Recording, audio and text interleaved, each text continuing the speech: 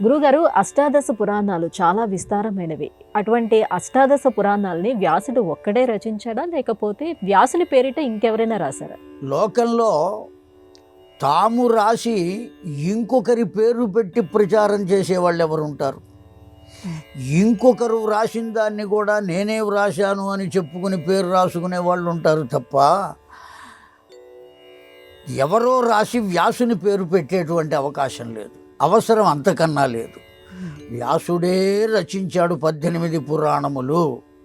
అందులో ఏమాత్రం ఎందుకు ఈ సమస్య వచ్చింది, ఎందుకు ఈ అనుమానం వచ్చిందంటే, ఉపపురాణములు రచించేటప్పుడు మాత్రం తన శిష్యుల యొక్క సహకారాన్ని తీసుకున్నాడు. అంతేకాదు కొన్ని పురాణములు రచించేటప్పుడు గణపతి యొక్క సహకారాన్ని తీసుకున్నాడు. తాను కేవలం చెప్పాడు, వ్రాయసగాడు మాత్రం ఎవరు అంటే గణపతి రచించాడు. కనుక రచించటంలో, ఆలోచన విషయంలో, ఆ కల్పన విషయంలో వ్యాసుని సొంతం ఈ 18 పురాణములు కూడా.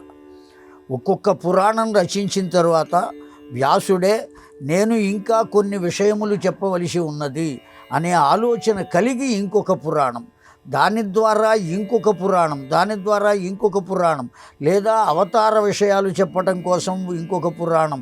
అనేక అవతారాలు ఉన్నాయి కదా భగవంతునివి. పరమేశ్వరునికి అవతారములు ఉన్నాయి, నారాయణునకు అవతారములు ఉన్నాయి. ఆయా అవతార విశేషాలు ఎక్కువగా విశదంగా వివరంగా చెప్పడం కోసం ప్రత్యేకమైన పురాణాలు. అట్లా 18 పురాణములు వచ్చినాయి. ఆ కారణం చేత ఇవన్నీ వ్యాస భగవానుడే రచించాడు. ఎంతకాలం ఉన్నాడా వ్యాసుడు? ఇప్పటికీ ఉన్నాడు, ఎప్పటికీ ఉంటాడు వ్యాసుడు. వెళ్ళిపోయేటువంటి అవకాశం లేదు. కారణం ఏమంటే భగవంతుని యొక్క దివ్యావతారమే వ్యాసుడు. రాముడు ఎట్లా అయితే ఉన్నాడు మనల్ని కాపాడుతున్నాడు అని అనుకుంటున్నామో, కృష్ణుడు ఎట్లా అయితే ఉన్నాడు మనల్ని కాపాడుతున్నాడు అనుకుంటున్నామో, నరసింహుడు ఎట్లా అయితే మనల్ని కాపాడుతున్నాడు ఉన్నాడు అనుకుంటున్నామో, అదేవిధంగా వ్యాసుడు కూడా ఉన్నాడు. భగవంతుడే లోకంలో ఉన్నటువంటి మానవులకందరికీ కావలసినటువంటి ధర్మములను ఏ పురాణం ద్వారా, ఏ చరిత్ర ద్వారా ఎలా చెప్పాలో రచించటం కోసం ద్వాపరయుగ అంతంలో అవతరించాడు వ్యాసుడు అని చెప్పారు. అంతేకాదు ప్రతి కల్పములు, ప్రతి మహాయుగంలోనూ ద్వాపరయుగ అంతంలో ఒక వ్యాసుడు అవతరిస్తూనే ఉంటాడు.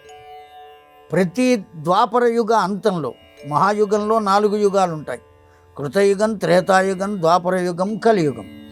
ఈ ఉన్న 4 యుగాల్లో 3వ యుగమైన ద్వాపరయుగ అంతంలో ఒక్కొక్క మహాయుగానికి ఒక్కొక్కరు వ్యాసుడుగా అవతరిస్తూ ఉంటారు.